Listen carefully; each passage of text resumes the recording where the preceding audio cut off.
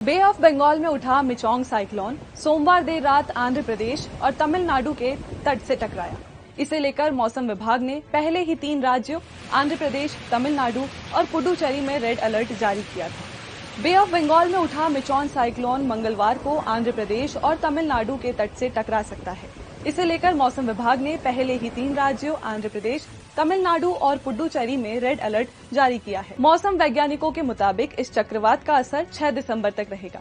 इस दौरान भारी बारिश होगी, जिसकी चपेट में उड़ीसा, तमिलनाडु, आंध्र प्रदेश, तेलंगाना और पुडुचेरी के कई जिले आएंगे। वैज्ञानिक ये भी मानते हैं कि समुद्र के ऊपर एक चक्रवाती तूफान जितने ज्यादा टाइम तक रहता है, उतनी ही ज्यादा ऊर्जा और नमी जमा होने की संभावना होती है, जिसके कारण ये तूफान खतरनाक बनते हैं और जमीन से टकराने के बाद नुकसान की संभावना बढ़ा देते हैं। मिचोंग से निपटने के लिए अकेले चेन्नई में एनडीआरएफ की 9 और एसडीआरएफ की 14 टीमें मौजूद हैं। दूसरे जिलों में भी अधिकारियों को यहाँ बुलाया गया है और करीब 2.5 करोड़ लोगों को अलग अलग तरीके से अलर्ट किया है। ईस्ट कोस्ट रेलवे ने बारिश और हवा की संभावना को देखते हुए 60 से ज्यादा ट्रेनों को रद्द कर मछुआरों को समुद्र में न जाने की सलाह दी है। मिचोंग का ज्यादातर असर पूर्वी भारत या तटीय राज्यों में ही होगा, क्योंकि चक्रवात के बाद आमतौर पर बारिश होती है। इससे थोड़ा पारा गिर सकता है। साइक्लोन शब्द ग्रीक भाषा के साइक्लॉस से लिया गया है, जिसका मतलब है सांप की कुंडलियां।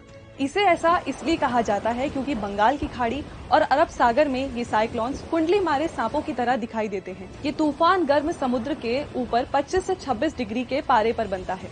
साइक्लोन को स्पीड के हिसाब से 5 कैटेगरी में बांटा गया है: cyclonic storm, severe cyclone, very severe cyclone, extremely severe cyclone और सुपर साइक्लोन। साइक्लोन वैसे तो कई दिनों या हफ्तों तक जारी रह सकता है, लेकिन बड़े जमीनी इलाके या ठंडे समुद्र के ऊपर से गुजरने के साथ ये धीमे पड़ने लगते हैं और खत्म हो जाते हैं। 18वीं सदी तक साइक्लोन के नाम कैथोलिक संतों के नाम पर, 19वीं सदी में महिलाओं के नाम पर, 1979 से इन्हें पुरुष नाम भी देने का चलन शुरू हुआ था। 2000 से विश्व मौसम संगठन यानी WMO और United Nations economic and social commission for the Asia Pacific यानी ESCAP ने एशिया प्रशांत क्षेत्र के तूफानों के नामकरण का मेथड शुरू किया। वर्तमान में साइक्लोन के नाम रखने का काम रीजनल स्पेशलाइज्ड मेट्रोलॉजिकल सेंटर्स यानी RSMCS और ट्रॉपिकल साइक्लोन वार्निंग सेंटर्स यानी TCWCS करते हैं।